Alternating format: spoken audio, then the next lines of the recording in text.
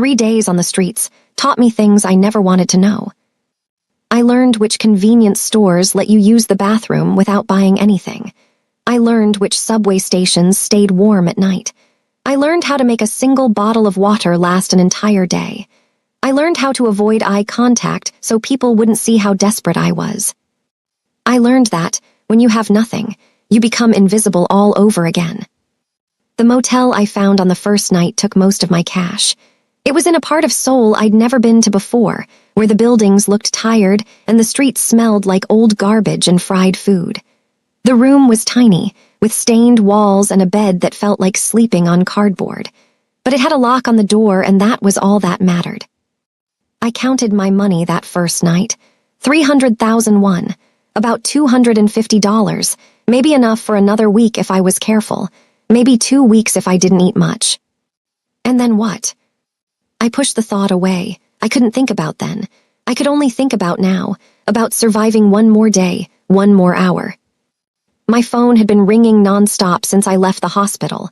Unknown numbers, Mrs. Young, even a few from the main house line. I didn't answer any of them. What was there to say? They'd made it clear I didn't exist to them anymore.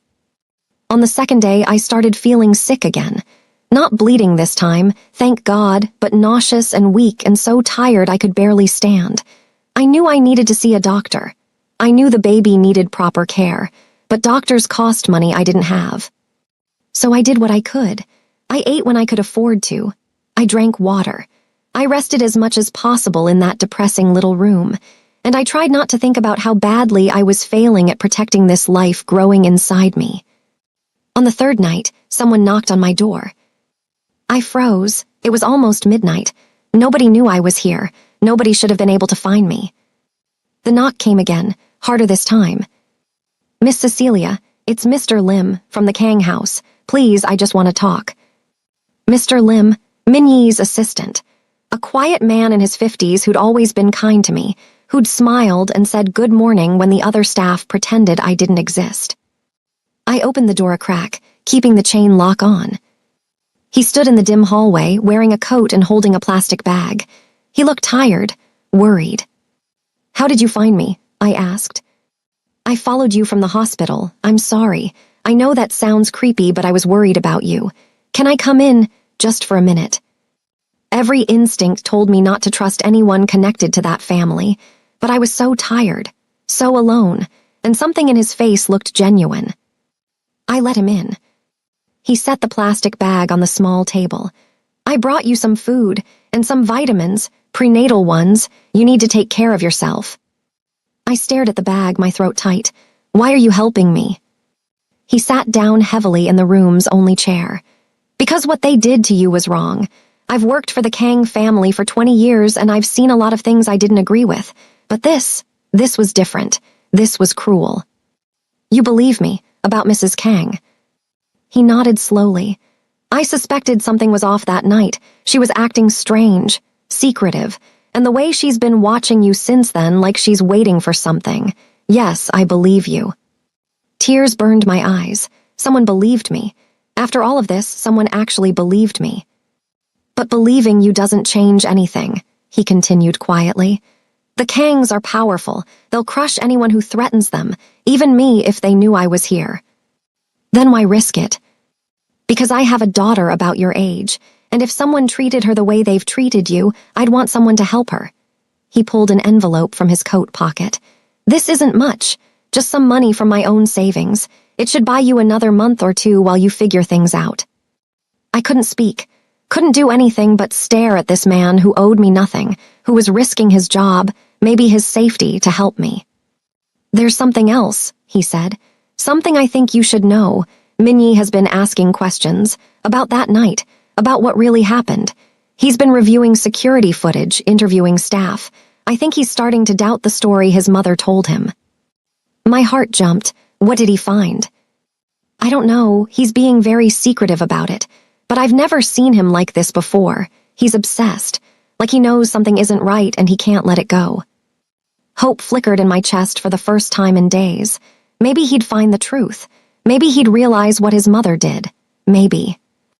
Don't get your hopes up too high, Mr. Lim said gently, like he could read my thoughts. Even if he finds out the truth, that doesn't mean he'll do anything about it. Family loyalty runs deep with him, and there's still the matter of his engagement to Miss Han. The hope died as quickly as it came. Mr. Lim stood up. Be careful, Miss Cecilia. If Mrs. Kang or Miss Han find out where you are, I don't know what they'll do. Maybe it's better if you leave Seoul.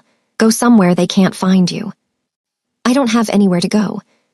He looked at me with such sadness it made my chest ache. Then stay hidden, stay safe, and take care of that baby. After he left, I ate the food he brought. Rice and soup and kimchi that tasted like the best meal I'd ever had. Then I took one of the prenatal vitamins and lay down on that terrible bed and cried until I had nothing left. The next morning, everything changed. I woke up to my phone ringing, another unknown number. I almost didn't answer, but something made me pick up. Hello? Cecilia? The voice was male, young, speaking English with a slight accent. My name is Detective Park. I'm with the Seoul Metropolitan Police. I need to speak with you about an incident involving the Kang family. My blood went cold. What kind of incident? I'd rather discuss it in person. Can you come to the station? Am I in trouble? No, but you may have information that could help with an investigation. It's important. He gave me the address. I wrote it down with shaking hands. 2 hours later, I sat in a small, windowless room at the police station, facing Detective Park across a metal table. He was younger than I expected, maybe early 30s, with sharp eyes that seemed to see right through me. Thank you for coming, he said. I know this must be confusing. Let me explain. We've been investigating the Kang family for several months now. Financial irregularities, possible fraud. During our investigation, something else came to light. He pulled out a tablet and turned it toward me. Security footage. The Kang house. The kitchen from that night. I watched myself on the screen, taking the tray with the medicine from Mrs. Kang. I watched her lean in close. Saying something I couldn't hear, I watched myself nod and walk away. We obtained this footage as part of our broader investigation, Detective Park said. We noticed something unusual. Look here. He rewound and zoomed in. Mrs. Kang's hands, doing something to the glass on the tray, adding something, powder dissolving in the water. That's Rohypnol, he said quietly. A date rape drug. She drugged her own son, and based on what happens next, she drugged you too. He played more footage. Me later, looking disoriented in the hallway. Mrs. Kang appearing, guiding me toward Minyi's room, me stumbling, her practically carrying me. I couldn't breathe. I'd suspected. I'd known deep down. But seeing it, watching it happen on screen was different. Why are you showing me this? I whispered. Because we need your testimony. We need you to tell us everything that happened after this footage cuts off.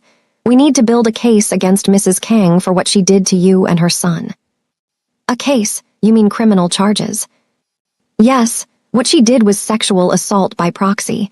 She facilitated a non-consensual encounter. That's a serious crime. My head was spinning. This was bigger than I thought. This was real legal trouble for Mrs. Kang. This could destroy the family. What about Minyi? Does he know about this? Detective Park hesitated. Not yet. We wanted to speak with you first. But he's been asking questions, making his own investigation. I think he suspects something. If I testify, if I do this, they'll destroy me. You don't understand how powerful they are. I do understand. That's exactly why we need to stop them. People like the Kangs think they're above the law. They think money and power mean they can do whatever they want to whoever they want. But they're wrong. I wanted to believe him. I wanted to think justice actually existed for people like me. But I'd seen too much to be that naive. I need to think about it, I said. Don't think too long. We need to move on this before they find out what we know. He gave me his card, and I left the station, my mind reeling. I walked for hours after that, just wandering through the city, trying to process everything. The footage, the investigation, the possibility of justice. I ended up in a park, sitting on a bench, watching people live their normal lives. Couples holding hands, families with kids, old men playing chess. Everyone just existing in a world that made sense.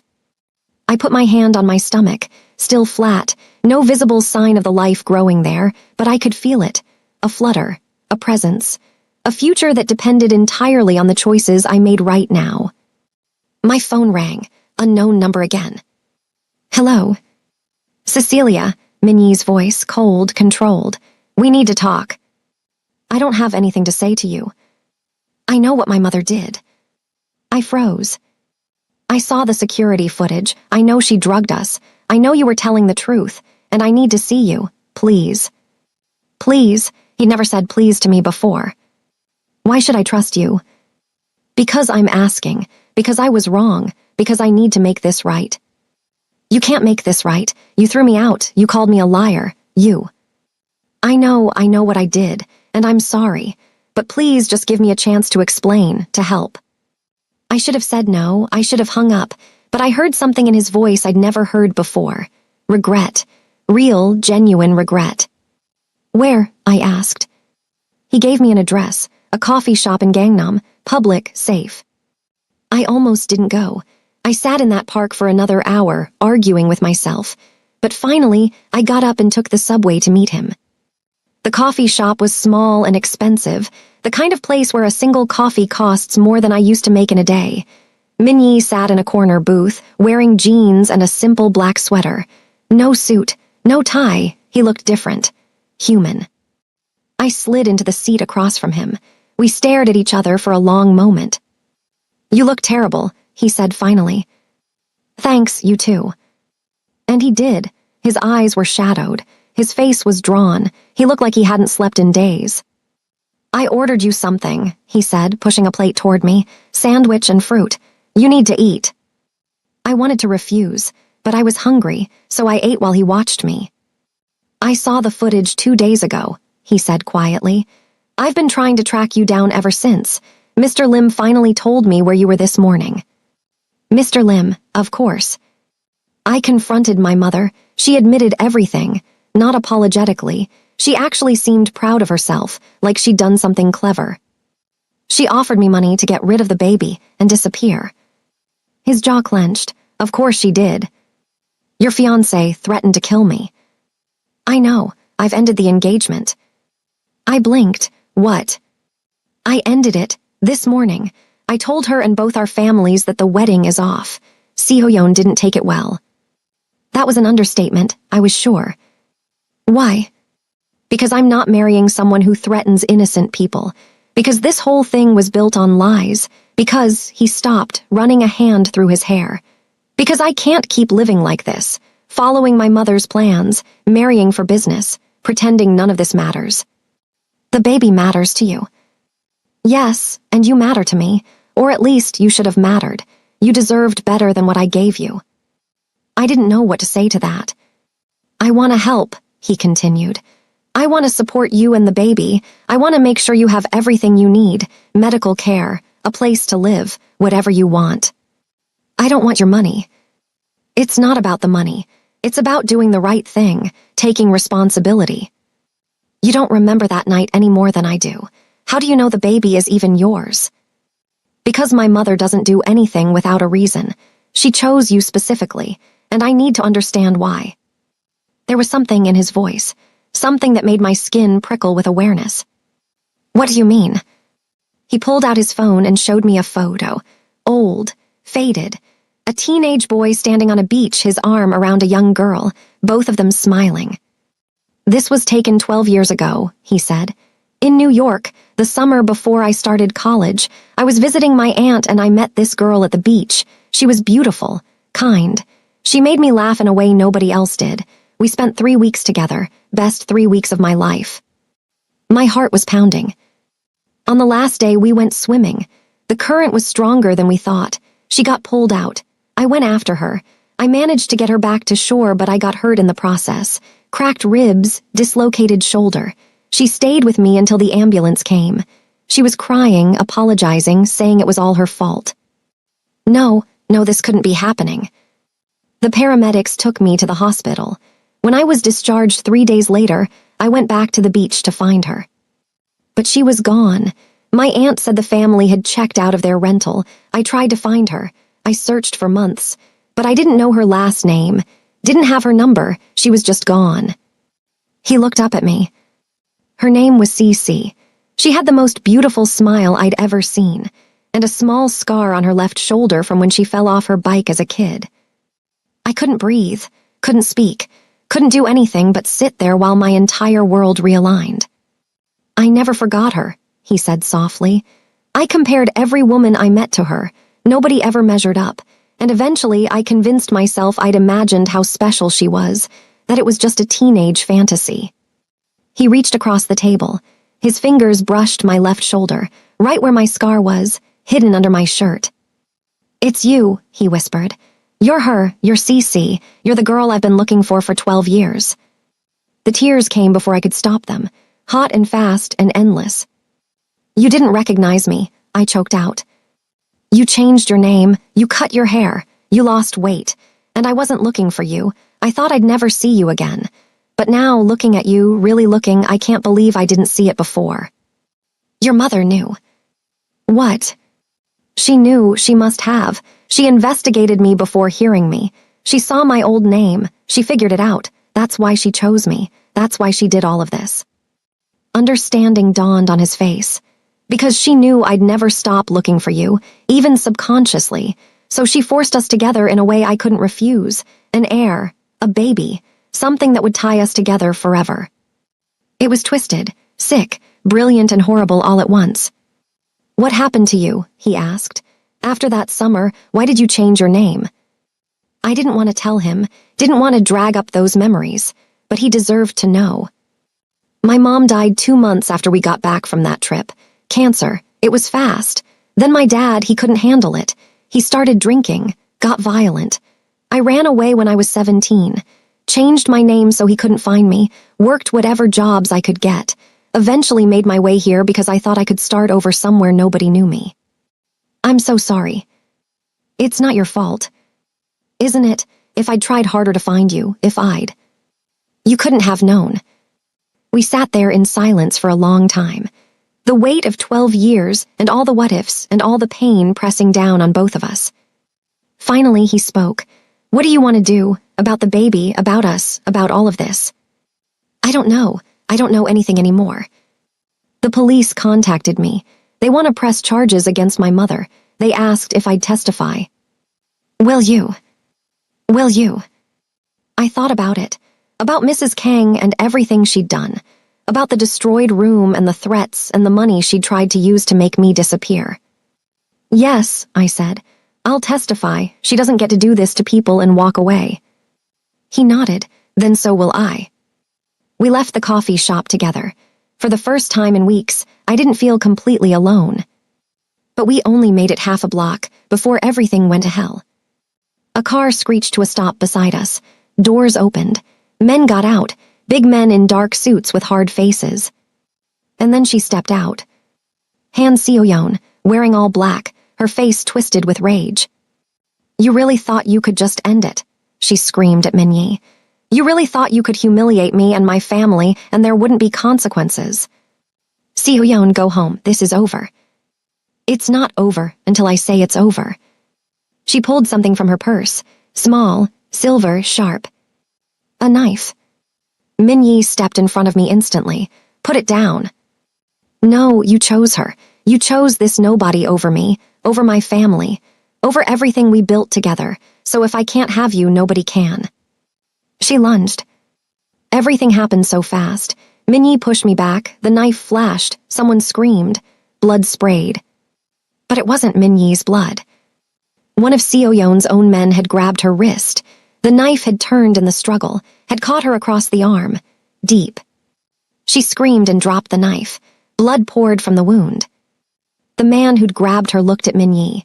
I'm sorry, sir. I couldn't let her do this. It's wrong. Sirens wailed in the distance. Someone had called the police. Seoyeon collapsed on the sidewalk, crying, holding her bleeding arm. All the fight went out of her at once. She just looked broken, pathetic. I loved you, she sobbed. I actually loved you and you threw me away for her. You never loved me, Minyi said quietly. You loved what I represented, the merger, the power, the status, but you never saw me, not really. The police arrived. paramedics, chaos everywhere. Detective Park appeared in the crowd. "Are you both all right?" "We're fine," Minyi said, "but I think you'll want to add attempted murder to your investigation." Si-Hoyeon was loaded into an ambulance, still crying, still screaming about betrayal and love and revenge. The knife was bagged as evidence. Witnesses gave statements. Through it all, Minyi held my hand, tight, like he was afraid I'd disappear again if he let go. Later, much later, after all the statements and questions and chaos, we sat in Minyi's car. Just sat there in silence. "What happens now?" I asked. "Now we do this right. You move into a safe place, somewhere my mother can't find you. We get you proper medical care. We prepare for the trial. And we figure out what we are to each other. What if we're nothing? What if that summer was just a fantasy and we're completely different people now? Then we figure that out too. But we owe it to ourselves to try. We lost 12 years. I don't want to lose any more time." He drove me to a hotel. A nice one. Safe. He'd already arranged everything. A suite with a living room and bedroom and a view of the city. "I'll have Mr. Lim bring you anything you need," he said. "And I'll be back tomorrow. We have a lot to figure out." He turned to leave, but I stopped him. "Minyi." He looked back. "That summer, on the beach, did you mean what you said, about it being the best 3 weeks of your life?" "Every word." "Me too." Something shifted in his expression, softened. For just a moment, I saw the boy from the beach, the one who'd made me laugh, the one who'd saved me from drowning, the one I'd never forgotten. "Get some rest, Cece," he said softly. Nobody had called me that in 12 years. Hearing it from his lips made my heart ache. After he left, I stood at the window, looking out at Seoul.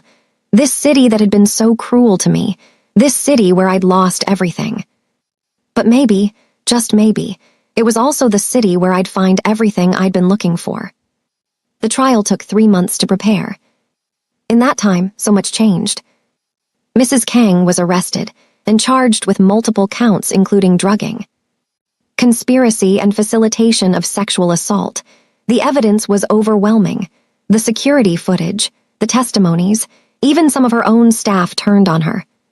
She never apologized, not once. Even in court, she maintained that she'd done what was necessary for her family's legacy. The jury didn't agree. She was convicted and sentenced to 8 years in prison. Si-Hoyeon was charged with attempted murder. Her family tried to make it go away with money and lawyers and influence, but there were too many witnesses, too much evidence. She got 5 years. The scandal destroyed both families' reputations. Stock prices plummeted. Business partners pulled out. Everything they'd built came crashing down. Minyi stepped down as CEO. He couldn't lead a company while everything was falling apart. Instead, he focused on rebuilding, on creating something new, something clean. And on us. We took it slow. Therapy, conversations, learning who we were now versus who we'd been at 16. It wasn't always easy. We fought. We disagreed. We had moments where it felt like too much history, too much trauma, too much everything. But we kept trying. The baby was born on a cold morning in February. A girl, healthy and perfect and screaming her lungs out. Minyi cried when he held her, actually cried. "She has your eyes," he whispered. "And your nose," I said. We named her Grace, because that's what she was, Grace in the middle of chaos, hope in the darkness. 6 months after Grace was born, Minyi asked me a question. We were in his apartment, Grace asleep in her crib, the city quiet outside. "Do you remember what you said to me that last day on the beach?" he asked. "Before the accident." I thought back, 12 years, a lifetime ago. I said I didn't want the summer to end. And I said it didn't have to. I said maybe this was just the beginning. You also said you'd find me, no matter what. I did find you. Took me 12 years and the most messed up circumstances imaginable, but I found you. He got down on one knee. My breath caught. I know this is complicated. I know we're still figuring things out. I know we have a long way to go. But I also know that I lost you once and I'm not losing you again. So, Cecilia, the girl from the beach, The woman who survived everything my family threw at her, the mother of my daughter, will you marry me? I looked at him, this man who'd been a boy I loved, who'd become a stranger who hurt me, who'd found his way back to being someone I could trust. Yes, I said, but I have conditions.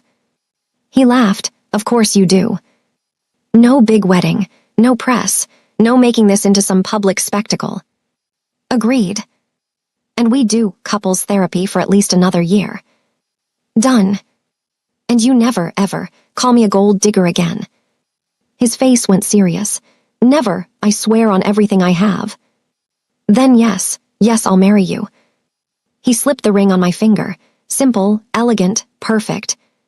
We got married 3 months later in a small ceremony. Just us, Grace, Mr. Lim, and a few friends I'd made. No family, no spectacle. Just 2 people who'd found each other twice choosing to stay together. It wasn't a fairy tale. We still had hard days. Days where the trauma crept back in. Days where I couldn't forget how he'd looked at me in that hospital room. Days where he couldn't forgive himself for not protecting me. But we worked through it, together. A year after the wedding, we left Seoul. Too many bad memories, too much pain. We moved to a small coastal town, bought a house near the beach, started over. Min-yi opened a consulting firm. Small, ethical, nothing like his family's empire. I went back to school, studied social work, started helping other women who'd been in situations like mine. Grace grew up with sand in her toes and salt in her hair, and no idea how dark things had been before she arrived. Sometimes, on quiet evenings, Min-yi and I would walk on the beach, just like we had 12 years ago, and we'd talk about everything we'd been through, everything we'd survived. Do you think your mother planned all of it? I asked one night. From the very beginning. I think she saw an opportunity and took it. She always was good at manipulating people. Do you miss her? He was quiet for a long time. I miss who I thought she was, but the woman who drugged us, who tried to destroy you, no, I don't miss her. She'll be out in a few years. I know, but she won't be part of our lives. I won't let her hurt you or Grace, ever. I believed him. We kept walking. Grace babbled in her stroller. The sun set over the ocean, painting everything gold. Hey, Min-yi said suddenly. Remember what I told you that first day, on this beach, when we were kids? You told me a lot of things. I told you that sometimes the universe has a plan, that even when things seem random, there's a reason. I remember thinking you were full of it. He laughed. Maybe I was, but look at us now, after everything. All the pain and trauma and chaos, we're here together with our daughter, building something real. You think the universe planned all of that? The drugging, the abuse, the near-death experience. No, I think terrible people made terrible choices, but I also think we found our way back to each other despite all of it. And maybe that's the real miracle, not some cosmic plan, just 2 people refusing to give up. I leaned into him, felt his arm wrap around me, solid, real, safe. I love you, I said, even after everything, maybe because of everything. I love you too, Cece. I never stopped. Grace started fussing. Min-yi picked her up, bouncing her gently, making silly faces until she giggled. And standing there, watching him with our daughter, the ocean behind us and the future ahead of us, I realized something. They'd called me a gold digger, a schemer, a liar. But I'd survived. I'd fought back. I'd refused to disappear. And in the end, I'd found something more valuable than gold. I'd found myself, my strength, my voice. And along the way, I'd found love. Real, complicated, hard-won love. The kind worth fighting for. The kind worth keeping. Make sure you're subscribed because you don't want to miss the next story. Trust me, it's going to be even more intense than this one. Hit that like button if this story had you in your feelings. And drop a comment letting me know what you thought. Did you see the twist coming? What would you have done in Cecilia's situation? Remember, life can throw you into the darkest places, but you're stronger than you think. You're worth more than anyone's opinion of you, and your story doesn't end when someone tries to write you out of it. You write your own ending. Thanks for watching. I'll see you in the next one. Thank you for being part of Cecilia and Min-yi's journey. Justice was served, love conquered, and the truth set them free.